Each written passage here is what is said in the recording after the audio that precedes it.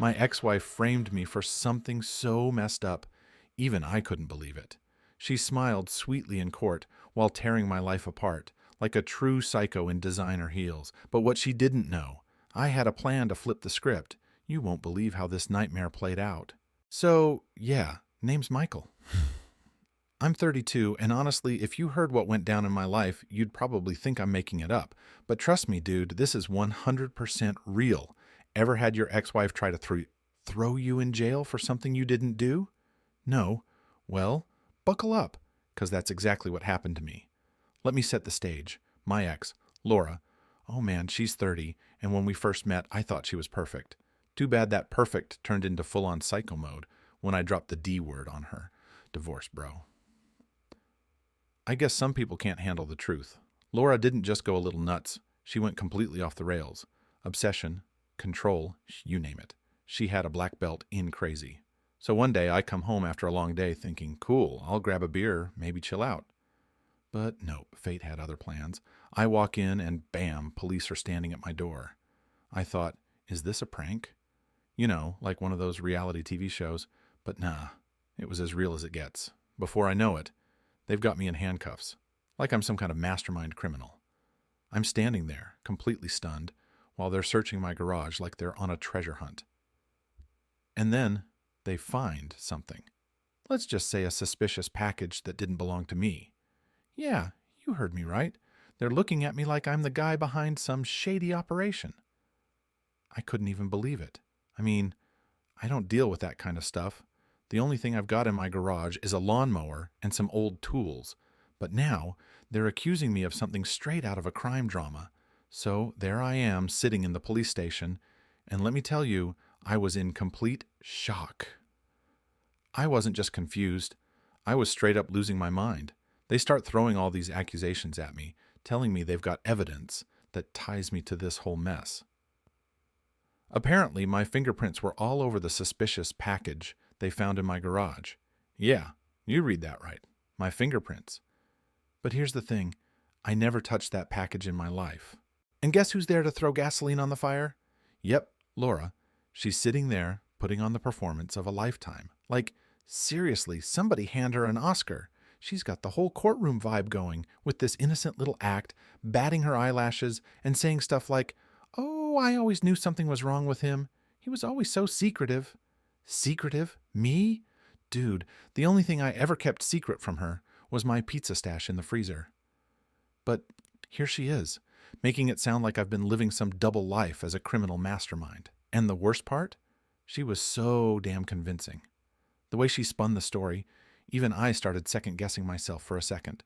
It was like she had rehearsed this whole speech, laying it on thick with the waterworks and the concerned ex-wife routine.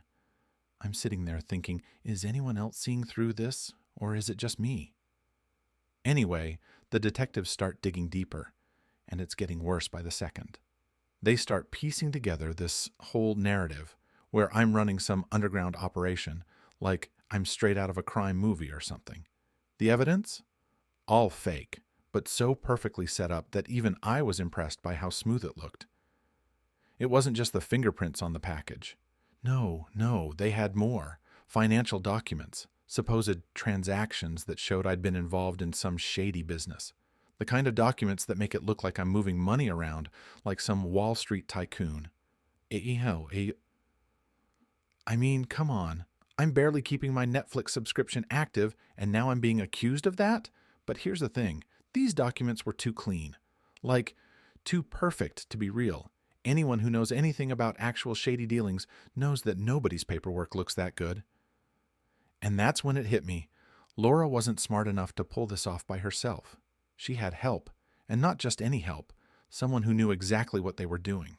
The deeper they dug, the worse it looked for me. It was like I was the star of a crime drama, except I didn't sign up for the role.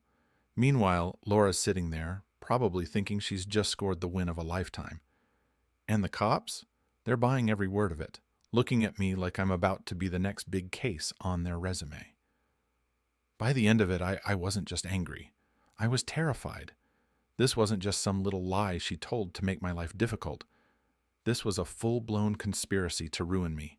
And the more they talked, the more I realized just how deep the rabbit hole went. All right, so they locked me up for a few days, and let me tell you, being stuck in jail when you're innocent is a special kind of hell. I wasn't exactly vibing with the whole prison chic aesthetic. I mean, I'm a dude who likes his space, his freedom, and, not being framed for drug dealing. But now I'm in a cell, pacing back and forth, and all I can think is, how the hell do I prove I didn't do this? Like, my life was spiraling down the toilet, and I didn't even get the chance to flush. My lawyer? Oh man, don't get me started. This guy was a total deadbeat. I'm talking the kind of dude who looks like he hasn't seen the sun in years, and probably spends his free time binge-watching crime shows, trying to figure out how not to solve a case.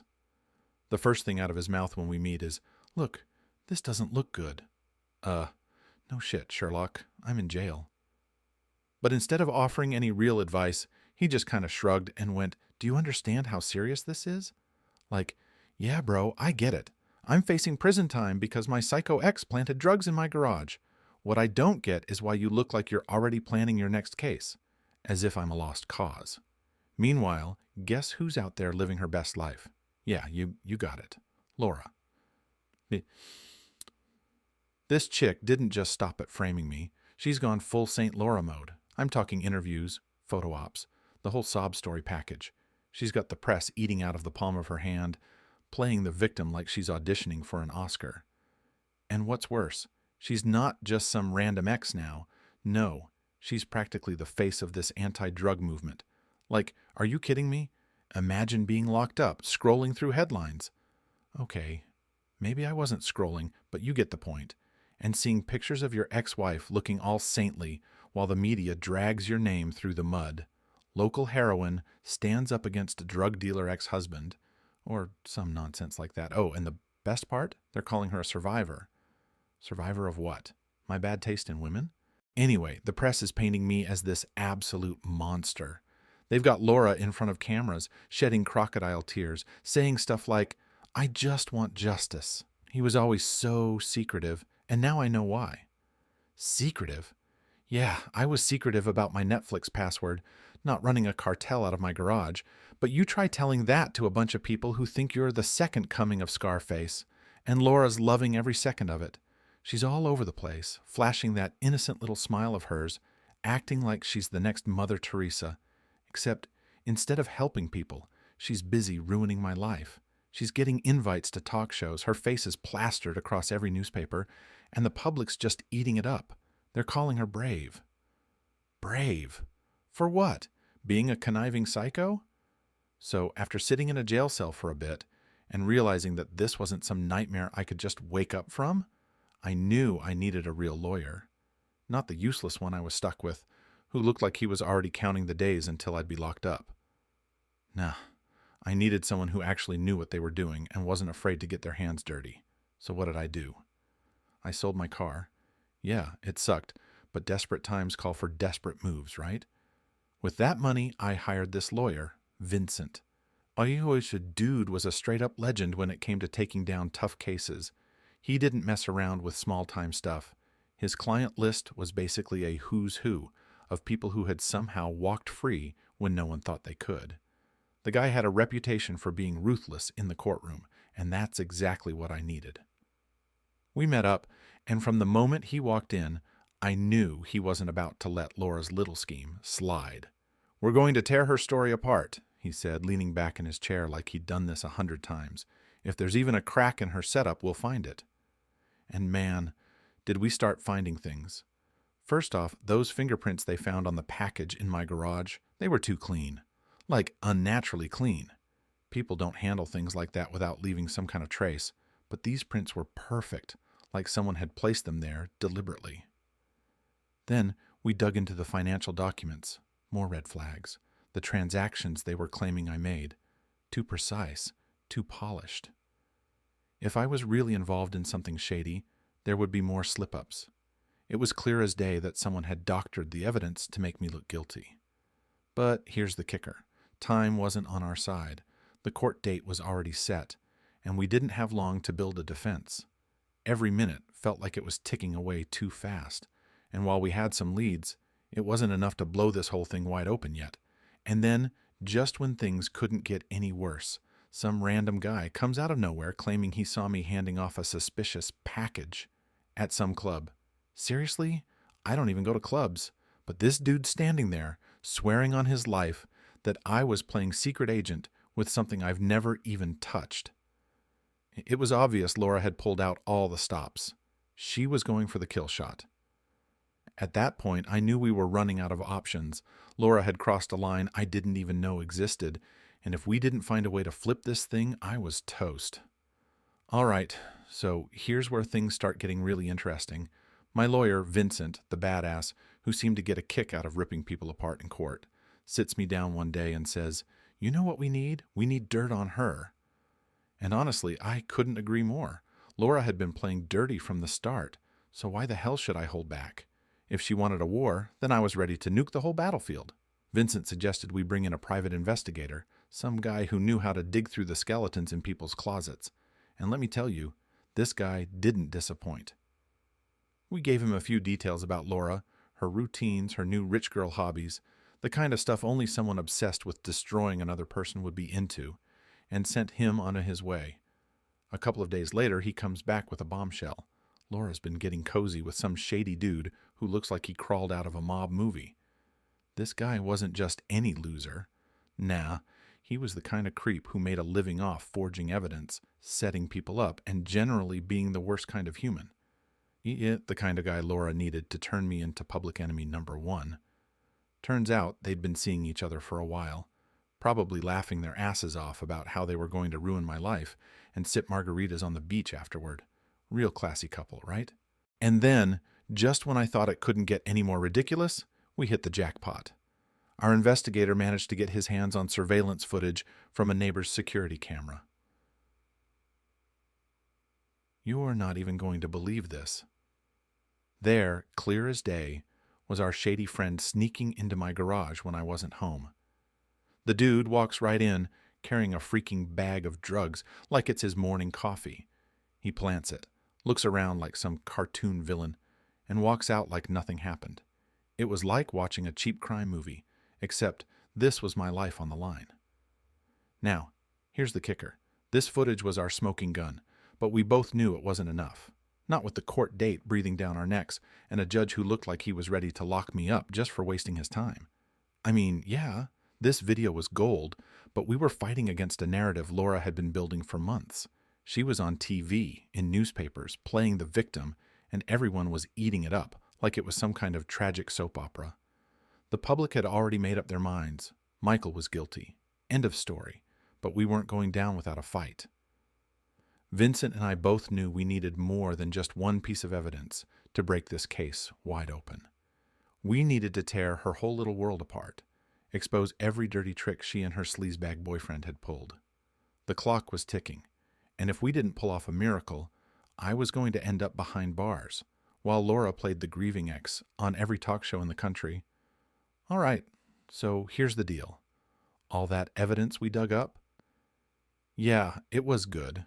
Real good, but deep down I knew it wasn't enough. The system doesn't exactly roll out the red carpet for guys like me, even if we've got a video of some dude planting drugs in our garage. The whole thing reeked of a setup, but we needed something bigger, something that would completely wreck Laura's little house of cards. So Vincent and I cooked up a plan. A risky one, but at this point, what did I have to lose?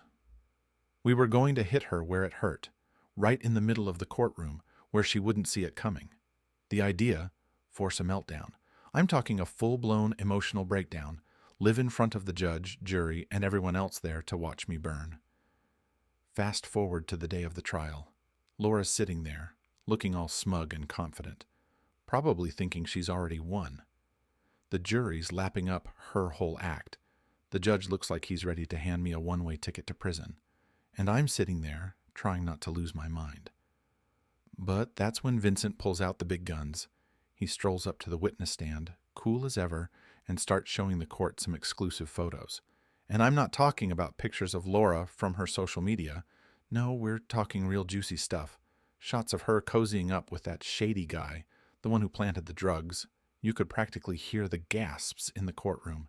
Suddenly, The halo Laura had been wearing this whole time started to slip, and I could see the cracks forming in her facade. And then it happened. Laura completely lost it.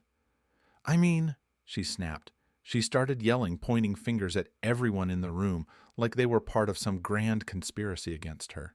She was screaming about how it was all my fault, how she just wanted justice, how everyone was out to get her, blah, blah, blah. It was pure, unfiltered chaos. I'm not going to lie, it was glorious. Watching her unravel like that, it was better than any revenge I could have dreamed up. The courtroom fell into an awkward silence as Laura kept digging herself into a deeper hole. The judge? He just sat there, wide-eyed, clearly not expecting the woman who'd been playing the victim card to implode in front of him. And the best part? The jury, who'd been so sympathetic to her before, suddenly looked like they were reconsidering everything. You could see it on their faces. This chick wasn't the innocent little angel she'd been pretending to be.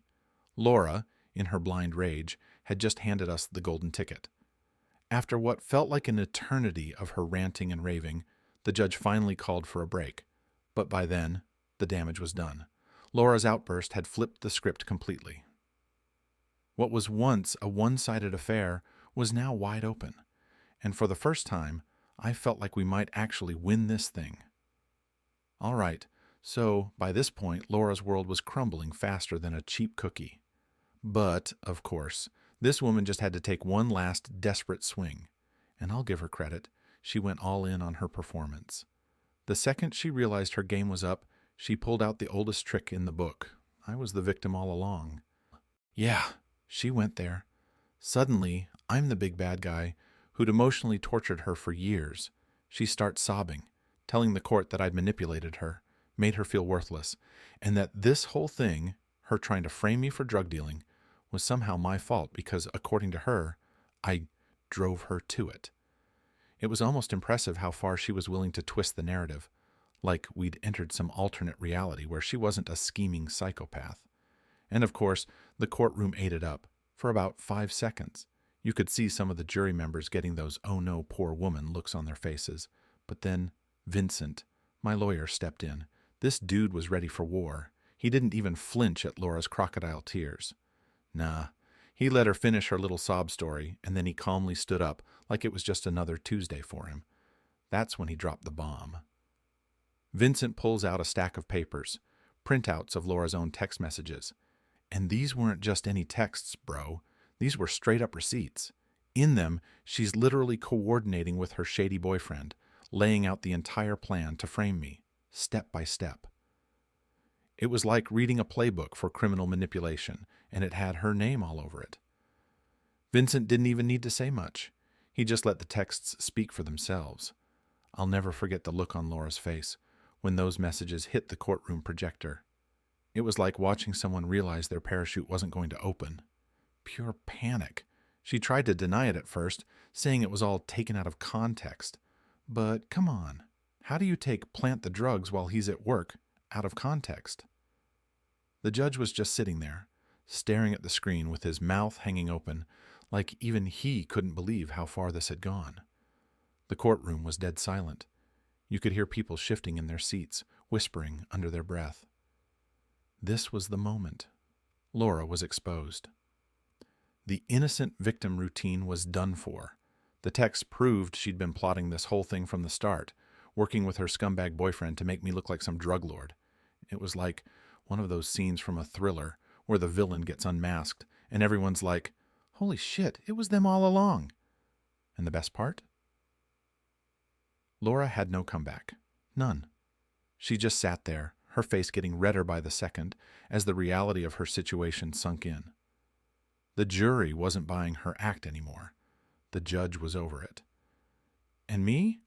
I was sitting there trying not to smirk because, damn, it felt good watching her world implode in real time. So here we are. Court is over. Laura's little empire of lies has crumbled. And you'd think that would be the end of it, right? Wrong. Because, of course, Laura wasn't going to just sit there and accept her fate like a normal human being. Nah, the second the verdict hit, she tried to pull some "escape the hell I created" maneuver. Picture this. Laura, still in shock from getting roasted in court, makes a run for it as soon as the judge gives his final ruling. I'm sitting there, watching her bolt toward the door, like she's auditioning for the next Fast and Furious. And let me tell you, the irony was chef's kiss. But, surprise, surprise, she didn't get far. Before she could even make it out of the courthouse, the cops were on her, like white on rice, cuffing her faster than I could blink. Honestly, part of me wanted to laugh. Like, come on, did she really think she could just run away from this? She was about to face some serious charges: fraud, falsifying evidence, and of course trying to frame her ex-husband for drug trafficking. You know, just your average Tuesday. Watching her get dragged back into the courthouse in cuffs was the cherry on top of this whole mess. Karma, my dude, is a real thing. As for me, yeah, I got my freedom back. The judge cleared me of all charges, and suddenly I wasn't the villain of Laura's twisted little story anymore. But the funny thing is, I didn't feel like celebrating. I wasn't throwing confetti or planning a victory party. Instead, there was this weird emptiness, like I'd been chewed up and spit out by the system, and now I was just here. Yeah, I was free, but the damage? That shit stuck. See, what no one tells you is that even when you win, when the truth finally comes out, you're never quite the same. Laura's little stunt didn't just put me through hell. It messed with my head in ways I never saw coming. I used to trust people, like I actually believed in things like loyalty and honesty.